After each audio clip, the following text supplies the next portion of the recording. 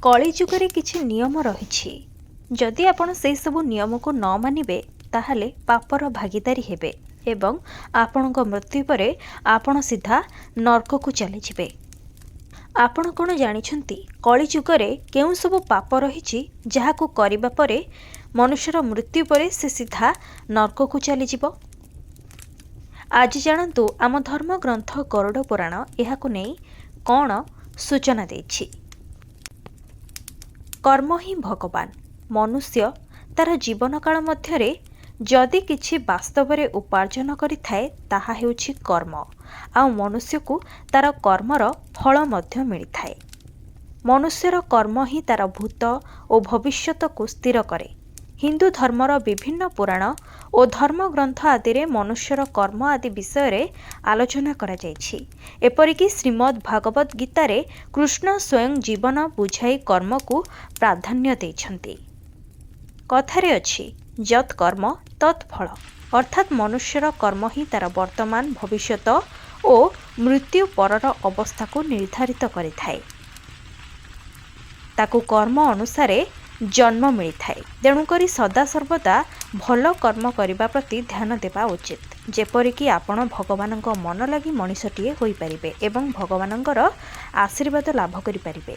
हिंदू धर्मर ग्रंथ गरुड़ पुराण रे मृत्यु परर अनेक कथा विषय लिखा जाइछि जहाकू अनेक लोक जानि नाहंती। मनुष्यर भल कर्म और खराब कर्म विषय एठारे वर्णना करा जाइछि जार प्रभाव मृत्यु परे देखिबाकू मिलिथाए। भगवान विष्णु तांको वाहन गरुड़ंक सह धर्म कर्म नीति नियम पाप पुण्य आधार रे मृत्यु परे मनुष्य को स्वर्ग और नरक प्राप्ति होइथाए से विषय रे सब किछि आलोचना करिसंती जहाकि गरुड़ पुराण रे वर्णित अछि। गरुड़ पुराण रे भगवान विष्णु विशेष करी एही किछि पाप कार्यर वर्णना करिसंती जहाकू करिबा द्वारा कलिजुगरे व्यक्ति को नरक प्राप्ति होइथाए। सेमानक मृत्यु परे सेमाने सीधा नरकगामी होइथांती। एठारे व्यक्ति को विशेष कठोर दंड दिया जाए।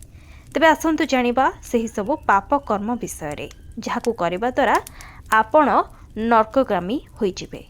प्रथम रे रहिछि विश्वास रे विष देई अन्यर क्षति करिबा। जदि आपण काहाकू धोखा देउछंती ताहाले आपण पापर भागीदारी होई जिवे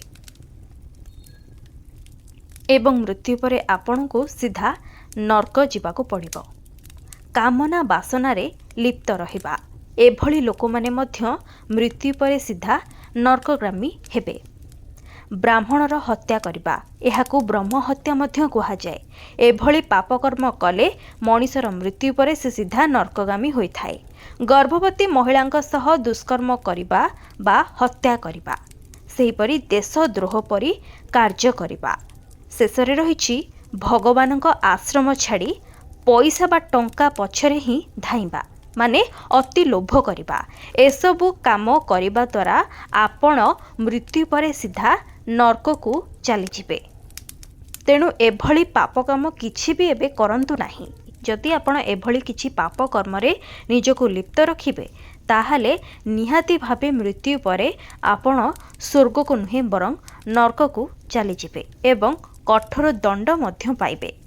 कली जुगरे एभली अनेक किछि कथा रहिछि जहाकू जानिबा निहाती जरूरी। गरुड़ पुराण रे आम मृत्यु परे आमर परवर्ती अवस्था बा जीवन किभली रहिबो ताहा विषय मध्य सठिक रूप से वर्णना करा जायछि। भगवान विष्णु एही गरुड़ पुराण रे पक्षीराज गरुड़ंकु सब विषय रे कहिसंती।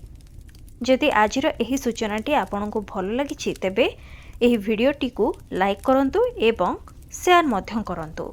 आम गरुड़ पुराण संबंधित अनेक किछि कथा विषय रे जानिबाकु चाहुथिले आज ही मो चैनल सह जोड़ी होंतु एवं मो चैनल को सब्सक्राइब करंतु।